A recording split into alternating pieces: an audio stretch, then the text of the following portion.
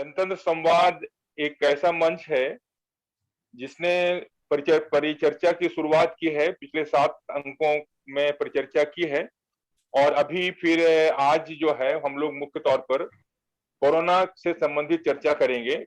Corona में सरकार की निष्क्रियता और समाज की सक्रियता विषय पर चर्चा करेंगे और कोरोना की जो राजनीति है उसको भी चर्चा करेंगे और जन स्वास्थ्य को ध्यान में रख करके अपनी प्रक्रिया को बहुत सघन रूप से चला रहे हैं, तो वो हमारे बीच हैं, वो अपनी बात रखेंगे।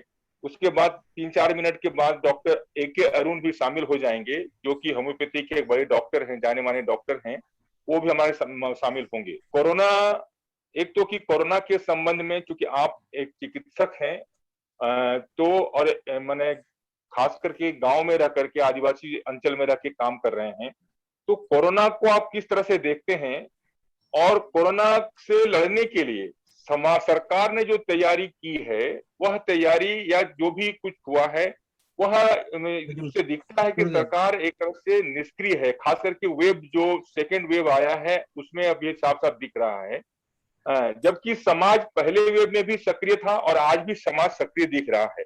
आज की जो कोरोना ने जो स्थिति निर्माण की है, तरह के स्वास्थ्य के विषय पे हम लोग काफी दिनों से एक स्वास्थ्य अभियान राष्ट्रीय स्तर पर है और महाराष्ट्र के स्तर पर भी जन आरोग्य अभियान करके हम लोग एक ग्रुप बना के काफी दिनों से काम कर रहे हैं। तो जिसमें यही था कि आज जो स्थिति निर्माण हुई है कि हम पब्लिक हेल्थ सिस्टम्स, जो हमारी स्थानीय सरकारी आरोग्य व्यवस्था है, उसको दिन ब दिन कमजोर करते गए हैं और कारपोरेट और जो प्राइवेट आरोग्य व्यवस्था है उसको बढ़ावा पिछले एक 10-15 साल में बहुत ज्यादा हुआ है और फिर अभी तो कारपोरेट का एक पूरा सिस्टम खड़ा हुआ।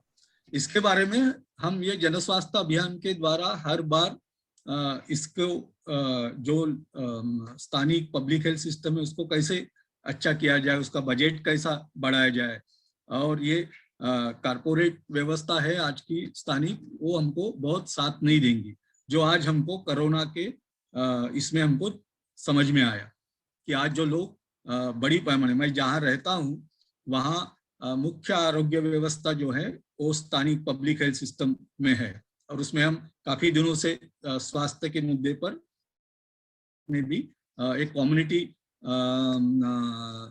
मॉनिटरिंग ऑफ हेल्थ सर्विसेज का एक शासन का ही कार्यक्रम है NHM के अंतर्गत, उसके साथ हम पिछले 10 साल से काम कर रहे हैं। तो उसमें उस व्यवस्था को कैसे अच्छा किया जाए, उसमें लोगों का सहभाग कैसा बढ़ाया जाए, इन सारे मुद्दों पे हम लोग काम कर रहे हैं और उससे एक बहुत अच्छा परिणाम भी हम कुछ सालों में देख रहे हैं। और यह भी कोरोना की स्थिति में भी वैसे गढ़चिरौली की स्थिति अगर आज का पहली कोरोना का जो काल था और अभी दूसरी जो वेव आई है उसमें मैं बता देता हूँ, पहले वेव में यहाँ करीबन 1680 करीबन गांव हैं गढ़चिरौली डिस्ट्रिक्ट के, तो उसमें सिर्फ 251 गांव में ही कोरोना की केसेस निकली थी और वो भी केसेस ऐसी थी जो लोग बाहर से आए, काम को गए थे, वो फिर क्वारंटाइन किए गए, उसमें से पॉजिटिव निकले और उसमें बहुत अच्छे से कंट्रोल और यहाँ का लाइवलीहुड भी काफी ठीक रहा। पूरा कोरोना के इसमें जंगल की चीजें लोग इकट्ठा कर रहे थे, जंगल से खाना भी, उनको रोजगार भी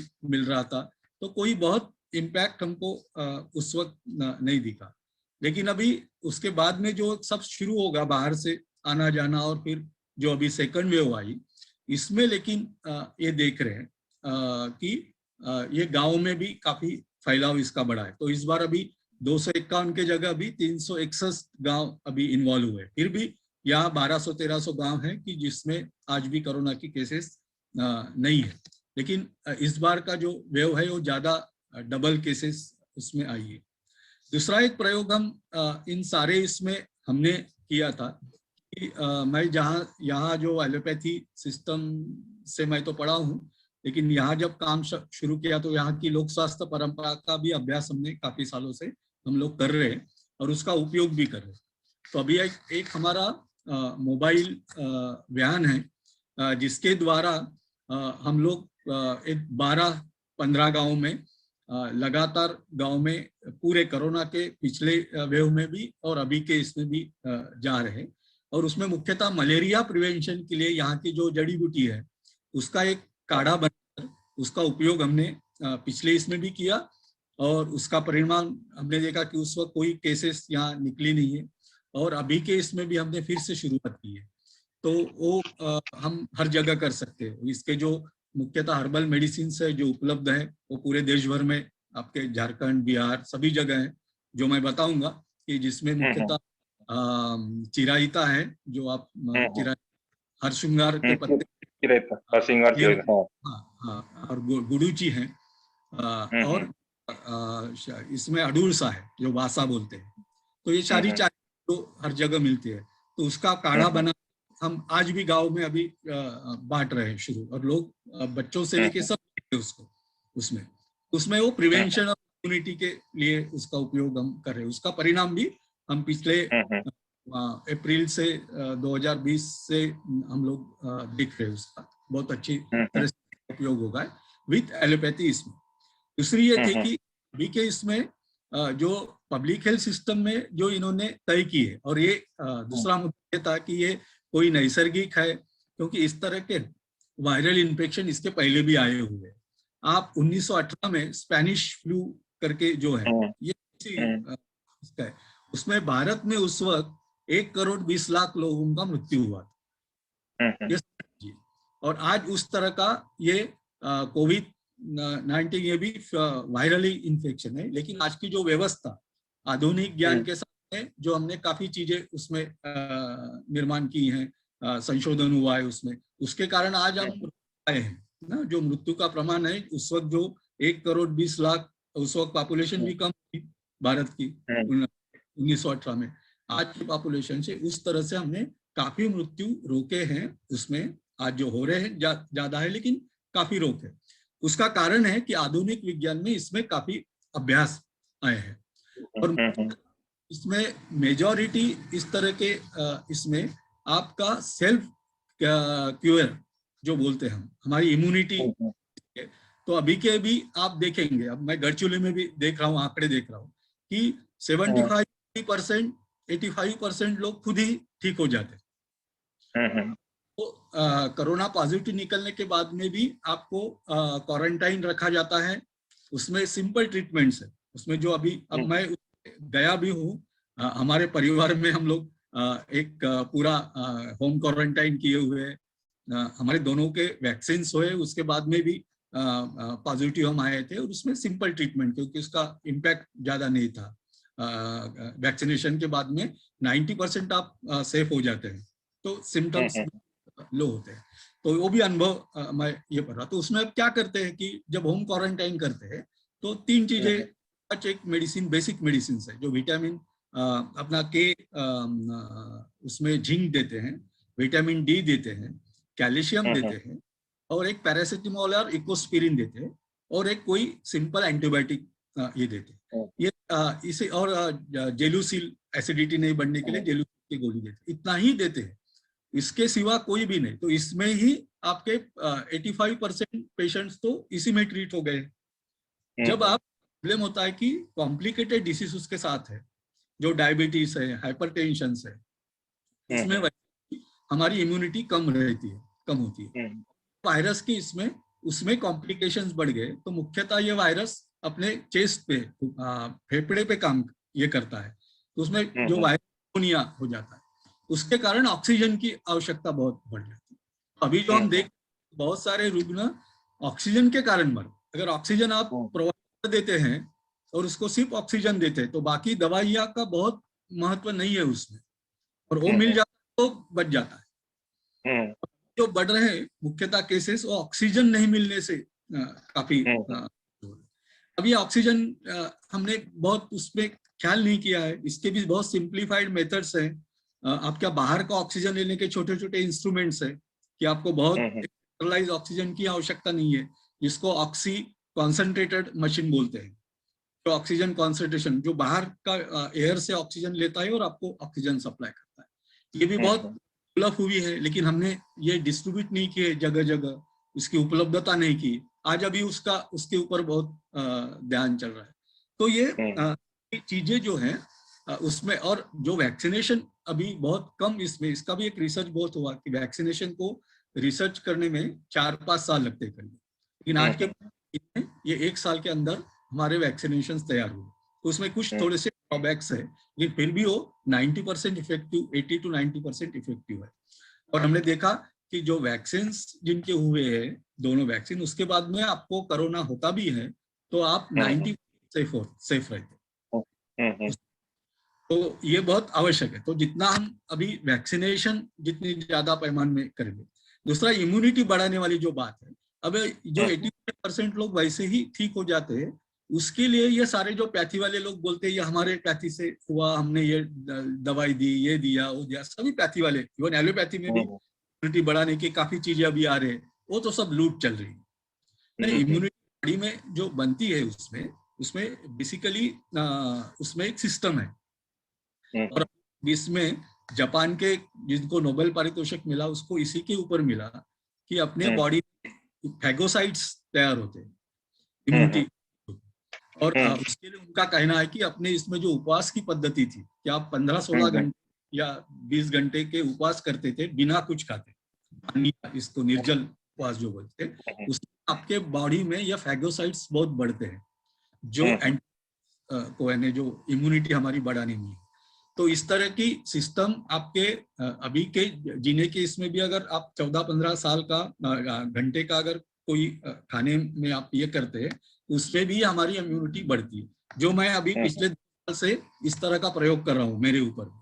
मैं सुबह जो 11-11:30 बजे खाना खाता हूँ, उसके बाद में बीच में कम शक्कर या बिना शक्कर की या कम दूध की चाय या छाछ लेता हूँ, और रात 7:30 बजे खाना खाता हूँ। तो और फिर बाद सुबह एकदम 11:30 बजे, कोई बीच में नाश्ता वगैरह नहीं करता। तो उसमें मैंने देखा कि इसमें आपकी इम्यूनिटी, यानी जैसे डायबिटीज जैसे ये बीमारियां हम बिल्कुल कर सकते हैं, बीपी को कंट्रोल कर सकते हैं, तो ये सारी चीजें से, तो ये इम्यूनिटी बढ़ाने की बहुत सिंपल चीजें हैं। लेकिन अभी के इसमें जो व्यापार शुरू हुआ है सभी पैथियों में कि इस इम्यूनिटी बढ़ती है, उसमें हमारे खान पान के चीजों में जो होती है, तो वैसे बॉडी में इस तरह की इम्यूनिटी, तो ये जो 85% लोग ट्रीट हो रहे हैं अपनी इम्यूनिटी के साथ में ट्रीट हो रहे हैं, उसको कोई बहुत ज्यादा दवाई का इंटरवेंशन नहीं है। जो बाकी 15% है जो बीमार हो, उसमें आपको डॉक्टर के अंडर और उसमें किसी को ऑक्सीजन लग रहा है और ये इस तरह से कर रहा है, तो ये देने की आवश्यकता है। सतीश, पूरे एक है मेरे मन में सवाल उठा है, क्योंकि आपने जो जापान के वैज्ञानिक के बारे में कहा जिनको नोबेल पुरस्कार शायद मिला है, तासुको होंजो शायद है उनका नाम। हाँ, तो तासुको होंजो ने अभी जो बयान दिया है, जो उनका इंटरव्यू आया है कि यह जो कोरोना है यह माने मानव निर्मित है, यह प्राकृतिक आपदा नहीं है। उसके साथ साथ जो है भारत के भी डॉक्टर है विश्वरूप चौधरी, उन्होंने जो किताब लिखी है एक कोरोना के संबंध में, उसमें भी उन्होंने स्थापित किया है कि यह वास्तव में यह मानव निर्मित है और एक साजिश है जो कि मनुष्य समाज पर पूरी तरह से थोपा गया है। और आपने जो कहा कि इसका पूरा संबंध जो है माने इम्यूनिटी से जुड़ा हुआ है, अभी चूंकि सेकेंड वेव आया है तो उसका ऑक्सीजन संबंध जुड़ गया है, तो आपका इस संबंध में क्या मानना है? मेरा मानना ऐसा है कि ये आज के प्राकृतिक बदल में, जो हमारे एनवायरमेंटल चेंज में इस तरह के वायरल्स आगे भी आने वाले हैं और ये की है। जैसे मैंने स्पेनिश फ्लू वाली बात कही थी, तो आपको 1918 में आया था ना स्पेनिश फ्लू, फ्लू का ही ये है, वायरल ही इन्फेक्शन था। तो उस वक्त तो कोई इस तरह के बहुत ये नहीं किए थे उसमें। तो और ये वायरल के म्यूटेशंस भी काफी हो रहे हैं, क्योंकि अभी की हमारे पर्यावरणीय जो बदल है, वातावरण में जो बदल हो रहे हैं, उसके कारण जैसे मानव के ऊपर परिणाम हो रहे हैं, वैसे बाकी जंतु और उसमें भी हो रहे। अभी इससे वायरल के ऊपर जा रहा है पूरा ट्रेंड। वायरल के लिए कोई एंटीबायोटिक्स और इस तरह से आज नहीं मिल रहा है, तो ये वायरल बहुत अलग अलग तरीके से हमारे निकल रहे। तो ये एक युद्ध का ये भी बन सकता है, क्योंकि उसमें काफी रिसर्च हो रहे हैं, तो कोई इस तरह मैनमेड भी बना सकता है, उसको छोड़ सकता है अलग अलग इसमें उसकी। लेकिन अभी का ये की निर्माण है, इसका सिर्फ प्रचार ये हुआ क्योंकि हम इंटरनेशनल कॉन्टैक्ट्स बहुत बढ़ गए हमारे, अब देखिए इंटरनेट ये फैलने का बहुत बड़ा कारण ये रहा, ये तो एयर से एरोप्लेन से फैला हुआ है, जो बाहर से लोग आए और पूरे विश्व में ये चीन से व्यापार के लिए काफी लोग, पूरा इंटरनेशनल ये चल रहा था, तो उसका फैला उस कारण हुआ। और एक बार वो फैल जाता है तो फिर उसमें भी चले जाता है ना। जैसे अपने यहाँ पहले में थोड़ा रिस्ट्रिक्ट हो गया था, फिर बाद में हमने सब पूरा कर दिया था, उसका ये तो था ही। तो ये अभी बाहर में अलॉटमेंट, बाकी हमने जिसमें 3 चीजें जो मुख्यतः है, डिस्टेंसिंग जो है, फिजिकल डिस्टेंस, मास्क पहना और सैनिटाइज करना, ये 3 चीजें हम अगर करते रहे आज भी, तो इसमें हम बहुत प्रिवेंशन। लेकिन वो हमने छोड़ दिया हमारे कल्चर में। हम जैसे हमने अभी कुंभ मेला का देखिए या चुनाव के प्रचार सारा देखिए, और हमारे यहाँ भी हमने देखी फिर से जो शुरू हुआ पिछले 2 महीने में शादियां, उसमें सब लोग इकट्ठा आने, बड़ी बड़ी इसमें, तो इसका सारा परिणाम है कि वो सेकंड वेव आना ही था। Doctor A K. अरुण आ गए हैं। अभी जानते हैं कि वो होम्योपैथी के बड़े डॉक्टर हैं, देश के जाने माने डॉक्टर हैं, और होम्योपैथी के दृष्टिकोण से वो कोरोना को कैसे देखते हैं और इसमें सरकार के का कितना सहयोग रहा है, और किस तरह से सरकार इसमें मदद कर रही है आप जैसे डॉक्टरों को और आपकी पद्धति को। मैं होम्योपैथिक पर्सपेक्टिव से बहुत ज्यादा नहीं बोलूंगा, जबकि मैं होम्योपैथी का डॉक्टर हूँ, लेकिन मैं चाहता हूं कि ये मसला जन स्वास्थ्य का है, और इसलिए इस मसले को उसी नजरिए से देखने की जरूरत है। होम्योपैथी, आयुर्वेद और एलोपैथी के नजरिए से देखेंगे तो हम बहुत उस वहां तक नहीं पहुंच पाएंगे जहां तक ये बीमारी इस देश के लोगों को अफेक्ट कर रही है। मैं आपसे 2-3 चीजें अर्ज कर दूं। सबसे पहले तो देखिए, ये जन स्वास्थ्य की समस्या है, और जन स्वास्थ्य की समस्या आजादी के बाद से ही इस देश में बनी हुई है। बहुत पहले जाएंगे तो तकरीबन 300-400 साल से अगर आप देखेंगे तो लगभग 100 साल के अंतराल पे महामारी, बड़ी महामारी पूरी दुनिया में आती रही है। डॉक्टर सतीश ने 1919 की महामारी का जिक्र किया, स्पेनिश फ्लू का। वो तो अपने आप में एक बहुत ही बड़ा डिजास्टर कहिए या जो भी कहिए, उस पर एक बहुत ही मशहूर किताब है द ग्रेट इन्फ्लुएंजा। उस किताब को पढ़ने की जरूरत है। मुझे लगता है जितने भी सामाजिक कार्यकर्ता हैं, जितने भी जन स्वास्थ्य के कार्यकर्ता हैं, उन सबको ये किताब पढ़नी चाहिए। और आप देखेंगे कि बीमारी के बहाने, बीमारी को लेकर कंट्रोवर्सी हो सकती है, लेकिन उस बीमारी के नाम पर जो धंधे होते हैं उसमें कोई कंट्रोवर्सी नहीं है, मेरे दिमाग में तो बिल्कुल ही नहीं है। बीमारी को लेकर जितने भी दुनिया के स्तर पर राजनीति हुई है, उसको भी लेकर मेरे दिमाग में कोई संशय नहीं है। और मैं बहुत स्पष्टता से और बहुत जिम्मेवारी से ये कहना चाहता हूं कि कोरोना संक्रमण के नाम पर पूरी दुनिया में जो एक नए किस्म का बाजार बना है, वो अपने आप में अद्वितीय है, अभूतपूर्व है, और उसकी बानगी कॉर्पोरेट ने देख ली, महसूस कर ली है 1 साल पहले, 2020 में ही।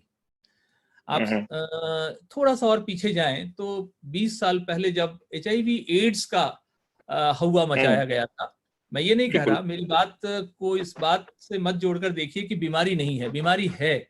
मैं बहुत जिम्मेवारी से बात कह रहा हूँ, बीमारी है, HIV भी बीमारी है। उसको लेकर जो कॉन्स्पिरेसी थ्योरी है, जितने हमारे कुछ दोस्त इसमें काम करते हैं, मैं उनके बहुत सारी बातों से सहमत हूँ, बहुत सारी बातों से सहमत नहीं हूँ। लेकिन जो HIV एड्स के नाम पर जो एक नई दुनिया बनी, एक नया बाजार बना, मैं उधर इशारा करना चाहता हूं। और लगभग वही स्थिति कोरोना के इस संक्रमण में आप देख रहे होंगे। जैसे मास्क का एक नया बाजार बना, सैनिटाइजर का एक नया बाजार बना, बड़े पैमाने पे वेंटिलेटर का एक नया बाजार बना, ऑक्सीजन सिलेंडर का एक नया बाजार बना, कुछ नई दवाइयां, जिन दवाओं को लेकर medical science, modern medical science खुद ही क्लियर नहीं है, उन दवाओं का एक बहुत बड़ा बाजार बना। अगर नहीं बना है तो आप अंदाजा लगाएं कि 700-800, कायदे से तो 450 रुपए की दवा है रेमडेसिविर, वो दवा दिल्ली में 1 लाख रुपए में एक खुराक बिक रही है, और कम से कम 5 से 6-7 खुराक उसकी चाहिए होती है एक व्यक्ति को, एक मरीज को। और दवा का जो सक्सेस रेट है वो बहुत ज्यादा भी नहीं है। इसलिए WHO ने पिछले ही साल इस दवा को कोरोना ट्रीटमेंट के प्रोटोकॉल से बाहर कर दिया था। ऐसे ही HCQ, आपको अंदाजा होगा कि आमतौर पर जो मलेरिया में प्रयोग लाई जाने वाली दवाइयां हैं, लगभग उन्हीं दवाओं के सहारे, और बाद में कुछ स्टेरॉइड्स को जोड़कर और कुछ एंटीबायोटिक और एंटीवायरल मेडिसिन को जोड़कर कोरोना का एक ट्रीटमेंट प्रोटोकॉल बनाया गया। हालांकि उस ट्रीटमेंट प्रोटोकॉल से बहुत ज्यादा लोगों की जान बच नहीं रही है, लेकिन फिर भी देश में कुछ तो मतलब आपको करना पड़ेगा। अगर इतने बड़े पैमाने पे लोग अस्पताल पहुंचेंगे तो आपको कुछ ना कुछ तो करना पड़ेगा। तो मैं आपको इशारे से, चूंकि 15 मिनट में सारी बातें कहनी है, तो इसलिए मैं आपको एक पृष्ठभूमि के बहाने आपको ये बात बताना चाहता हूं कि ये एक बहुत बड़े गंभीर चुनौती के दौर में इस देश के लोग नहीं बल्कि पूरी दुनिया के लोग गुजर रहे हैं। क्योंकि देखिए, ये मसला जन स्वास्थ्य वर्सेस कॉर्पोरेट हेल्थ का है, public health versus corporate health का ये मसला है। इसको समझने की जरूरत है। इसको होम्योपैथी, आयुर्वेद और उसके खाके में देखेंगे तो बहुत हम बिल्कुल किनारे पे तैर रहे होंगे और असल जो खिलाड़ी हैं वो बीच समुद्र से आप पर अटैक कर रहे होंगे। जन स्वास्थ्य को बिल्कुल दरकिनार किया गया है, और जन स्वास्थ्य को जो दरकिनार किया गया है उसमें बस 1 मिनट में एक वानगी आपको मैं बता देता हूं। जिस समय हिंदुस्तान मलेरिया से त्रस्त था, ये आजादी के आसपास की बात मैं बता रहा हूं, आप गौर कीजिएगा कि उस समय भारत सरकार का एक प्लान था, प्रोग्राम था, उसका नाम था national malaria eradication programme, NMEP। NMEP के नाम पर एक बहुत जो भी सरकार ने बजट दिया होगा, 50 की बात मैं बता रहा हूं, जो भी बजट सरकार ने दिया होगा वो बजट खप गए। और उसके बाद मलेरिया के अधिकारी नियुक्त हुए, मलेरिया का डिपार्टमेंट बना, हर प्रखंड स्तर पर मलेरिया के कार्यकर्ता कर्मचारी बनाए गए, बाजाबता एक विभाग ही था। आपको हैरानी होगी कि इस प्रोग्राम को चलाते चलाते जब सरकार को समझ में आया कि सिर्फ पैसा खर्च करने से मलेरिया नहीं जाएगा, तो सरकार ने अपनी जिम्मेवारी को खत्म करने के लिए, सरकार ने अपनी जिम्मेवारी को टालने के लिए उस प्रोग्राम को का डायरेक्शन ही बदल दिया, और उस प्रोग्राम का नाम हो गया एंटी मलेरिया कैंपेन। अब आप घनश्याम जी एक कार्यकर्ता हैं, इरेडिकेशन प्रोग्राम और एंटी मलेरिया कैंपेन में कितना फर्क है आप अंदाजा लगा सकते हैं। तो कैंपेन चलाने से पोस्टर वस्टर लगा दीजिए, मीटिंग सिटिंग कर लीजिए, कैंपेन आपका चलता रहेगा, मलेरिया अपनी जगह कायम रहेगा। तो ये सरकार का फोकस है। थोड़ा सा अभी हाल फिलहाल में आ जाइए आप, अभी पोलियो का ही पूरा परिदृश्य देख लीजिए। पोलियो के इरेडिकेशन के लिए जो प्लान WHO ने सजेस्ट किया था, वो प्लान क्या था कि 2 या 3 साल में हम पोलियो की खुराक पूरी दुनिया के बच्चों को पिला देंगे और उसके बाद पोलियो की बूस्टर डोज दे देंगे। बूस्टर डोज के बाद हम उम्मीद करेंगे कि पोलियो खत्म हो गया। कितने साल से पोलियो के ड्रॉप पिलाए जा रहे हैं और अभी भी उस पोलियो के ड्रॉप से आप मुक्त नहीं हुए हैं। और कितने हजार करोड़ रुपए आपके टैक्स पेयर्स के पैसे, इस देश की जनता के पैसे, टैक्स पेयर्स का पैसा बोलना मुझे बहुत बड़ा बेहुदा लगता है। इस देश का एक एक जनता, दिहाड़ी करने वाला मजदूर भी अगर एक दिया सलाई खरीदता है तो वो भी टैक्स पे कर रहा है। इसलिए हम सब टैक्स पेयर्स हैं, हम सब इस देश की जनता टैक्स पेयर्स हैं। हमारे आपके पैसों से ये पोलियो की ड्रॉप पिलाई गई, फिर भी सरकार इस बात के लिए आश्वस्त नहीं है कि पोलियो दुनिया से खत्म हो गया। उसी तरह से कोरोना एक महामारी के रूप में आया है और ये आपके जीवन में रह जाएगा। और किसके साथ रहेगा? वो अपने पूरे खानदान के साथ रहेगा, वो अपने पूरे परिदृश्य के साथ रहेगा, वो अपने पूरे धमक के साथ रहेगा। हर घर में आपको एक ICU बेड की स्थापना करनी होगी, हर व्यक्ति के पास वो ऑक्सीमीटर पहुंच जाएगा, हर व्यक्ति के घर में एक ऑक्सीजन सिलेंडर को पहुंचना उसकी बाध्यता होगी। शुरुआत मध्य वर्ग करेगा और उसके बाद से हर संपन्न व्यक्ति अपने घर में एक ICU का कमरा बनाएगा। तो ये इसकी पृष्ठभूमि है। इसलिए मैं आपको इशारे से कह रहा था कि कोरोना आया है कि लाया गया है? मेरे मन में एक सवाल आपकी बात आया है कि लाया गया है? कोरोना देखिए प्राकृतिक बीमारी, इसमें कोई दिक्कत नहीं। हर 100 साल पर वायरसेस अपना वो चेंज करते हैं, इसमें कोई दिक्कत, इस कॉन्स्पिरेसी में अपन को पढ़ने की जरूरत नहीं है। मान लीजिए कि कोरोना लैब में भी बनाया गया होगा तो उसमें वक्त लगेगा। बिना प्रमाण के हम सब जन स्वास्थ्य कार्यकर्ताओं को कुछ बोलना नहीं चाहिए। इसलिए मैं अभी तक इस बात के ही साथ हूं कि कोरोना एक प्राकृतिक आपदा है, एक वायरस है जो सक्रिय हुआ है और एक फ्लू वायरस है। ये एक कालखंड में सक्रिय हुआ है और एक अलग किस्म का वायरस है। हाँ, ये आप जरूर कह सकते हैं कि इस देश में ही नहीं, दुनिया में जो जेनेटिक प्रयोग हो रहे हैं, जीन्स के साथ जो खिलवाड़ हो रहा है, वो जेनेटिक प्रयोग के वजह से कुछ वायरसेस की या कुछ दूसरे माइक्रो ऑर्गेनिजम्स के जीन में बदलाव आ गया होगा। इस बात से मैं इनकार नहीं करता हूं, लेकिन इसका ओरिजिन प्राकृतिक है, इसमें कोई दो मत नहीं है। बावजूद इसके हम इस वायरस से निपटने की जो टेक्निक जिसको कि प्रचारित किया है पूरी दुनिया में, उसमें घनश्याम जी 2-3 बहुत अहम जानकारी आपको देना चाहता हूं। पहली जानकारी, बिल गेट्स साहब का नाम पूरी दुनिया जानती है। बिल गेट्स साहब एक बड़े क्रांतिकारी समाज सेवी के रूप में उभर कर पूरी दुनिया के सामने आए हैं। आपको याद होगा कि बिल गेट्स साहब के गेट्स मिलिंदा गेट्स फाउंडेशन के जो और भी काम हैं, उस काम के बाद अभी से 10-15 साल पहले तक माफ कीजिएगा, उनका जो एक बड़ा काम था वो न्यूट्रिशन को लेके था।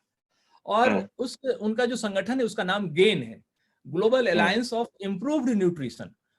ये बिल गेट्स के फाउंडेशन के द्वारा, और उसका क्या रिकमेंडेशन था, लगभग WHO के साथ मिलकर उन्होंने दुनिया के 100 से ज्यादा देशों में सर्वे करके यह पता लगाया कि इस देश के बच्चे और इस देश की गर्भवती माताएं और आमतौर पर युवा औरतें, युवतियां ये माल न्यूट्रिशन की शिकार है, और उसकी वजह से पूरी नेशनल GDP पर असर पड़ेगा और पूरे नेशनल ग्रोथ पे असर पड़ेगा। उसके लिए उन्होंने जो सजेशंस दिए थे, बस मैं इशारा करके आपको अभी वैक्सीन और बीमारी तक आ जाऊंगा, जो सजेशंस दिए थे कि हमें इम्प्रूव्ड इनके न्यूट्रिशन को इम्प्रूव करना है, उसके लिए सरकारें पैसा दे, और वो पैसा गेन के माध्यम से, यानी कि global alliance of improved nutrition के माध्यम से उन कंपनियों को जाएगा। किनको जाएगा? गेन के जो मेन CEOs थे, गेन के जो स्टेक होल्डर्स थे, वो कौन कौन थे?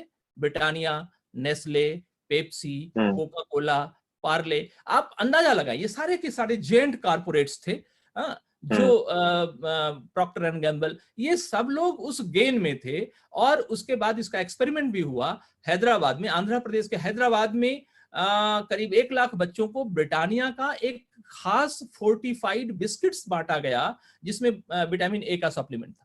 आपको याद होगा कि नमक का जो फोर्टिफिकेशन हुआ है वो भी इसी इम्प्रूव्ड न्यूट्रिशन के उसमें हुआ है, और उसके लिए कानून बनाया गया, सरकार को उसके लिए बाध्य किया गया। और वो जो कानून बना, वो कानून सिर्फ नमक की बाध्यता का कानून नहीं था, उसके पीछे एक बहुत आपराधिक धाराएं जोड़ी गई कि अगर आप फोर्टिफाइड सॉल्ट नहीं खरीदेंगे, अगर आप साधारण नमक, सेंधा नमक खाएंगे और बेचेंगे, तो आप अपराधी हैं, आपको नॉन बेलेबल धारा के तहत गिरफ्तार किया जा सकता है। ये सब कानून साइलेंट है, अभी भी कानून बन गया है, साइलेंट है। वाजपेयी जी की सरकार थी, आप याद कीजिएगा।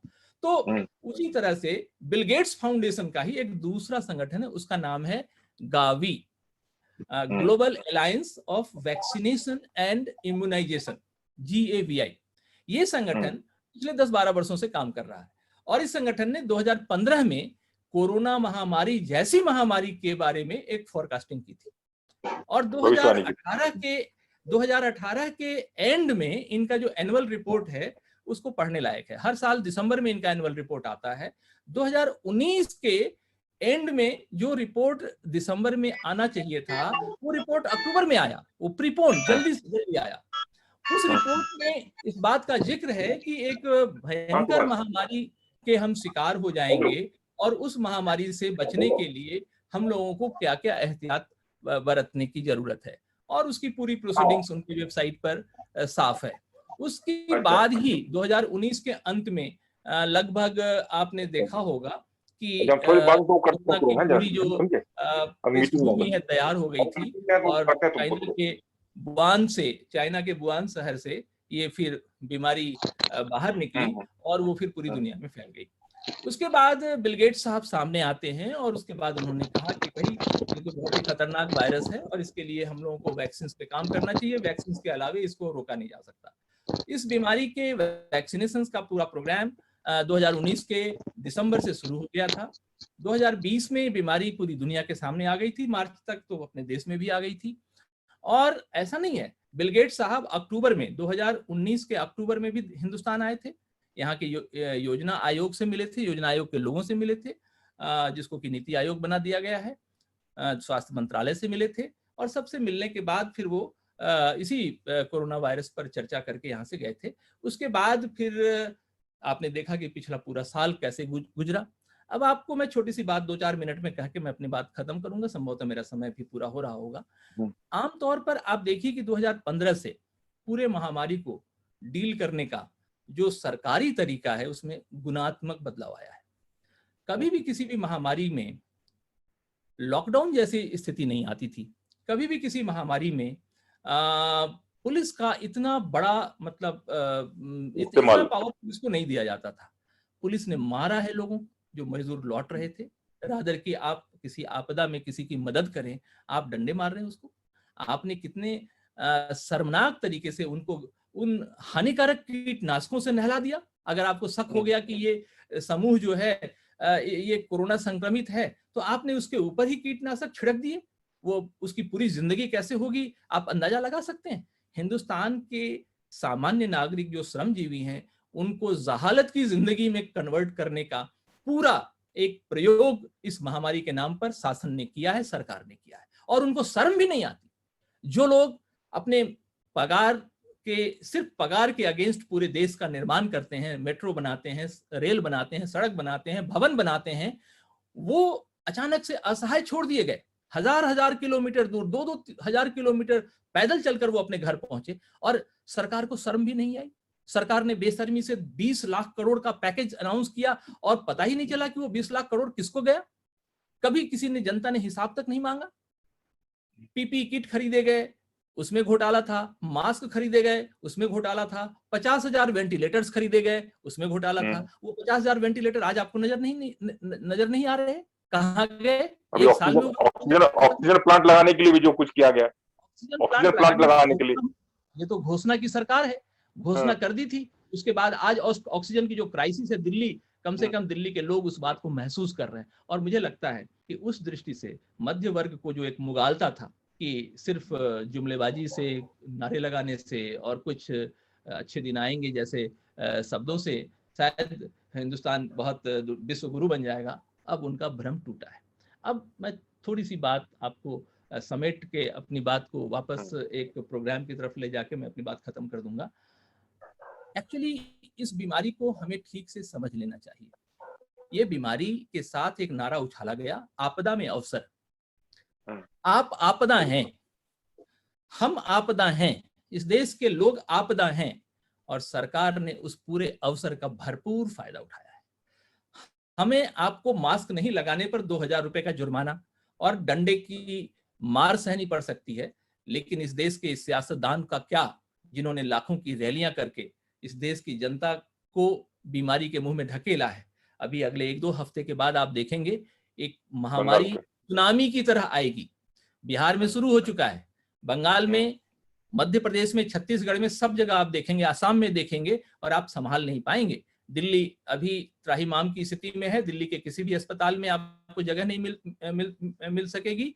मैंने पिछले 1 हफ्ते में 5 बहुत ही महत्वपूर्ण डॉक्टर मित्र को खोया है, जिनके साथ मैं अस्पताल में रहा हूं, और अभी भी करीब 20-25 औसतन रोजाना ऐसे कोरोना पॉजिटिव मरीजों के साथ मैं जूझ रहा हूं, जिनके सामने सिवाय मरने का इंतजार करने के और कोई रास्ता नहीं है। रेमडेसिविर की बात मैंने आपको बता ही दी कि कैसे ये महंगे दवाइयां, 600-500 रुपए की दवाई 30,000 से लेकर 1 लाख रुपए में बिक रही है, और सरकार कुछ नहीं कर रही। अंतिम एक बहुत जरूरी बात जिसको सवाल के रूप में आपके सामने रखना चाहता हूं, वो ये कि कहीं से भी लगता है आपको कि ये सरकार इस महामारी में लोगों के प्रति संवेदनशील है, चाहे वो राज्य सरकारें हो, चाहे वो केंद्र की सरकार हो? अगर ऐसा होता तो ये दवाइयां, जीएसटी उस पर कैसे लग रहा है? 12% का जीएसटी आपने 18% कर दिया। या आपदा में अवसर आप ले रहे हैं, किससे ले रहे हैं? उनको कि पिछले 1 साल से जिनको पगार नहीं मिल रहा है, जिनकी मजदूरी खत्म कर दी गई है, जिनके जेब में पैसे नहीं है, जिनकी अपनी जो थोड़ी बहुत सेविंग थी वो खत्म हो गए। तो दवाइयों के ऊपर टैक्स, ऑक्सीजन सिलेंडर के ऊपर टैक्स, हर उस इक्विपमेंट्स के ऊपर टैक्स जो इस बीमारी से बचने के लिए उपाय के रूप में बताए गए हैं, आप अंदाजा लगाइए।